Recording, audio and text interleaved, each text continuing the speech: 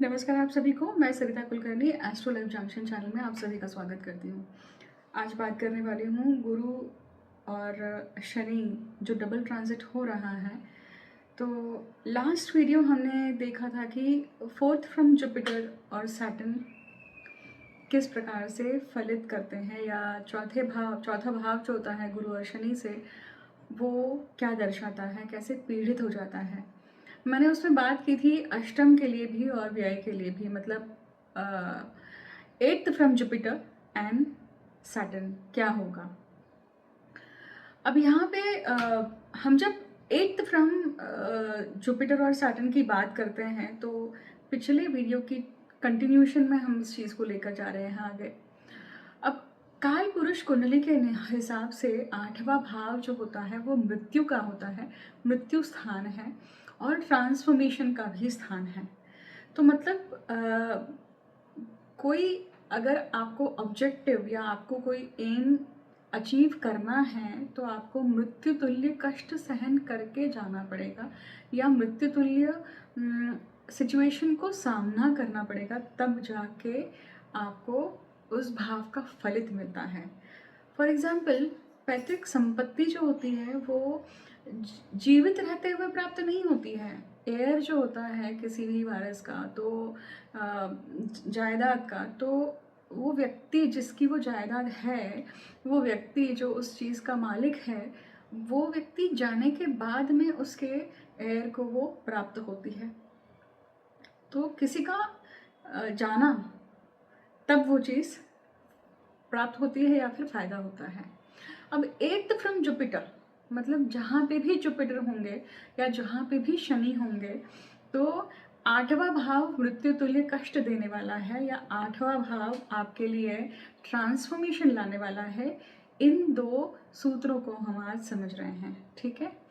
अब गुरु क्या दर्शाते हैं? गुरु दर्शाते हैं कि जातक जो है, जातक को जीवन कैसे जीना चाहिए। मतलब मैंने पिछले वीडियो में क्या बात करी थी कि गुरु हमें समझाते हैं कि जो सुख है उसे अचीव कैसे करना है।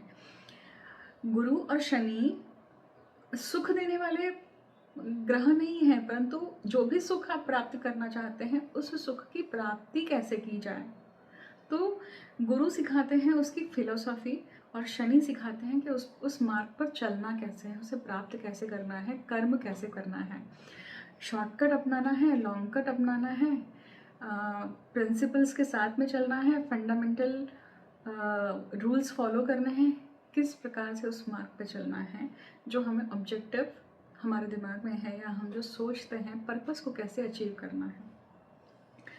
तो और शनि यहाँ पे न्यूट्रल भाव है। देखिए, एकमात्र ग्रह है शनि, सभी ग्रहों में से, सभी देवताओं में से एकमात्र ऐसे देवता हैं जो किसी के भी कर्म को न्यूट्रल दृष्टि से देखते हैं और कर्म का फलित देते हैं, फिर चाहे वो त्रिदेव ही क्यों न हो। अष्टम भाव जो है संहार, वहाँ का तत्व जो है वो शिव तत्व से संचालित है। मत क्यों? क्योंकि शिव तत्व क्या है? शिव तत्व जो है वो है संहार, विनाश, अंत, और अंत ही आरंभ होता है, मतलब एक नया चैप्टर। तो ये यहाँ पे तीसरा सूत्र जो लागू होता है, जब भी गुरु और शनि से आठवां भाव आप देखेंगे, सो एट्थ फ्रॉम जुपिटर या एट्थ फ्रॉम सैटर्न, आपको देखेगा कि वहाँ पे एक चैप्टर एंड हो रहा है जीवन का और दूसरा चैप्टर शुरू हो रहा है।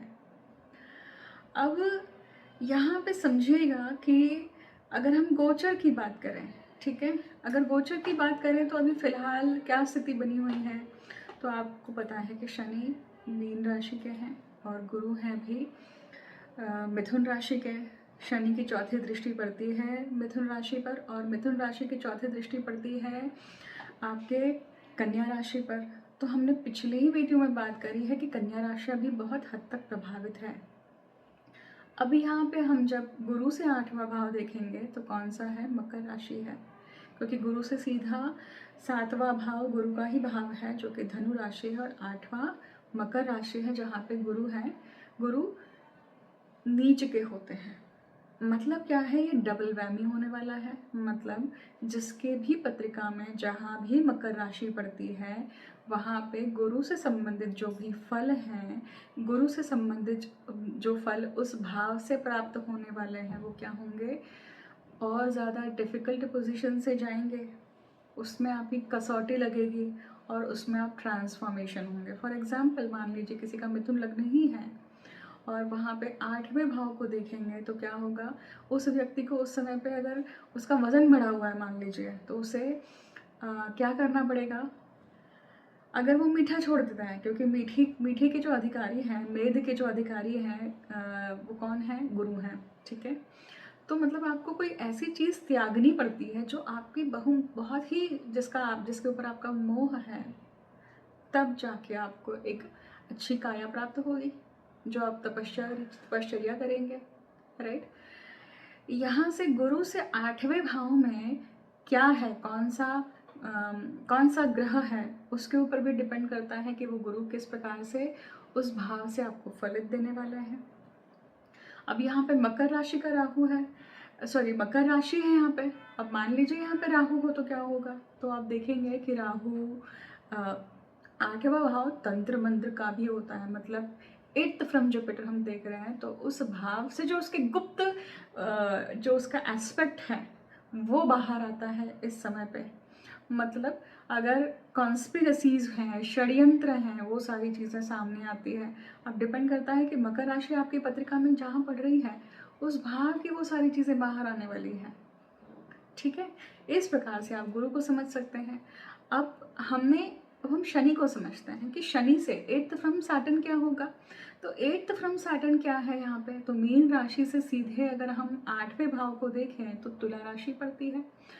तुला राशि जहाँ पे शनि उच्च के होते हैं, शनि से 8वें भाव, अगेन कौन सा फैक्टर यहाँ पे एक्टिवेट होता है, तो एक्टिवेट होता है आपका तंत्र मंत्र गूढ़ विद्या, जो ट्रांसफॉर्मेशन की बात करी है मैंने, रेजुनवेशन की जो बात करी है, या फिर किसी चैप्टर का एंड होना, या किसी विषय पर आप बहुत लंबे समय से काम कर रहे थे, गुप्त रूप से काम कर रहे थे, उसका निराकरण, उसका कंक्लूजन आना।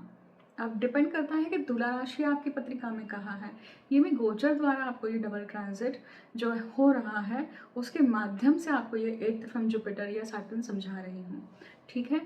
तो यहाँ पे शनि क्या दिखा रहे हैं, जो आपने कर्म करे हुए हैं अभी तक, आई रिपीट, जो आपने अभी तक बर्ताव किया हुआ है ना, जो आपने तुला राशि से संबंधित जो लोग हैं, जो भी आपके जीवन में जो भी एस्पेक्ट वो तुला राशि दिखाती है, आपके लग्न अनुसार वो तय होगा, है ना, कौन सा एस्पेक्ट है। फिर उस एस्पेक्ट या उस भाव से उससे संबंधित आपको फल मिलने वाले हैं। अब देखिए, अब ये एस्पेक्ट जो है, एस्पेक्ट मतलब जीवन का वो पक्ष, अब उस जीवन के पक्ष में आपने किस तरह का व्यवहार किया है, धर्मबद्ध होकर काम किया है आपने, कि आपने धर्म फॉलो नहीं किया है, आपने राइटियस पाथ फॉलो नहीं किया है, नॉन राइटियस पाथ फॉलो किया है, उसके अनुसार शनि जो है उस 8th एस्पेक्ट को, मतलब 8th फ्रॉम सैटर्न जो है वहाँ पे फलित देता है। एग्जाम्पल, अगर व्यक्ति ने राइटियस पाथ को फॉलो किया है तो तुला राशि है वहाँ पे, तो आपको सारे उच्च, मतलब आपको सब सुखों की प्राप्ति होगी। क्यों? क्योंकि वहाँ पे शुक्र की राशि है, शुक्र की राशि है, तो वहाँ पे एक अच्छी पत्नी या पति की प्राप्ति होना, राइट। परंतु ये कब होगा, पिछला अफेयर बड़ा जोरदार तरीके से टूटा है, या मान लीजिए कोई शादी थी वो टूटी है और सेकंड पार्टनर आपको बहुत अच्छा मिला है, इस तरह से आप उस 8th फ्रॉम सैटर्न को समझ सकते हैं। एक बिजनेस आपने शुरू किया हुआ था परंतु वो घाटे में जा रहा था, उस बिजनेस को लेकर आपसे गलत डिसीजन मेकिंग हो गई, आपको सारी लेसन्स लर्निंग मिल गई है, अब आपको लगता है कि अब आप उस मैदान में उतरेंगे तो आप सही कर पाएंगे, राइट। ये कहीं ना कहीं जो आत्मविश्वास है, उस जिस चीज़ की आपकी खुद की कमी थी उसके ऊपर आप काम कर सकते हैं, अपने किसी हैबिट्स को अगर आप पूरी तरह से कर्ब कर सकते हैं तो आप वहाँ पे बिजनेस कर लेते हैं। मतलब वही चीज़ है, परंतु उसको देखने का तरीका आपका बदल जाता है। ठीक है। अब 8th फ्रॉम सैटर्न और 8th फ्रॉम जुपिटर हमने इस प्रकार से समझा। तो आपको ध्यान रखना है कि जितने भी आपने आपकी पत्रिका में ये जो गुरु और शनि है, वहाँ से आपको 8वां भाव देखना चाहिए। ठीक है, एक जन्म पत्रिका में हो गया, उसे मार्क कर लीजिए। उसी प्रकार से आपकी पत्रिका में गोचर में शनि से 8वां भाव मतलब तुला राशि कहाँ है, उसको मार्क कर लीजिए।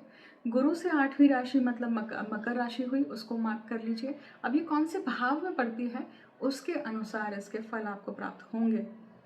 आप इससे संबंधित अगर पर्सनल अगर पत्रिका के से संबंधित अगर सवाल पूछेंगे वीडियो के सेक्शन में, तो जवाब देना बहुत डिफ़िकल्ट हो जाता है, क्योंकि पूरी पत्रिका देखनी पड़ती है और मैं बिना कर्म लिए हुए पत्रिका नहीं खोलती हूँ, नहीं देखती हूँ। क्यों? क्योंकि पत्रिका खेल नहीं है। उसको देखने के लिए या उसको पढ़ने के लिए आपको अपना कर्म, आपका तप, आपका साधनात्मक बल भी लगता है वहाँ पर। तो पर्सनल क्वेश्चन कृपया ना पूछें। हाँ, अगर आप पढ़ना चाहते हैं, समझना चाहते हैं, तो उससे संबंधित आपके प्रश्न होंगे तो ज़रूर मैं रिप्लाई करूँगी। ये रूल केवल और केवल आपका कहाँ फॉलो होता है, D1 चार्ट मतलब लग्न कुंडली पे होता है, नवमांश पे नहीं लगाना है आपको ये सूत्र। ठीक है, इस पद्धति से इस सूत्र को लगाकर देखिए और देखिए किस प्रकार से आपको रिजल्ट मिलते हैं। अगर आपको नहीं समझ में आता है तो आप ज़रूर पत्रिका दिखवा सकते हैं उसे समझने के लिए। मैं इसी का जो नेक्स्ट पार्ट है, मतलब 12th फ्रॉम जुपिटर या 12th फ्रॉम सैटर्न जो डबल ट्रांसिट हो रहा है, मैं उसका भी वीडियो जल्दी लेकर आऊँगी आप सभी के लिए। अगर ये कंटेंट आपको पसंद आता है तो एक लाइक, शेयर, सब्सक्राइब ज़रूर कीजिएगा चैनल को। और मुझे अंत तक सुनने के लिए बहुत बहुत धन्यवाद। हर हर महादेव, जय माँ कामाख्या।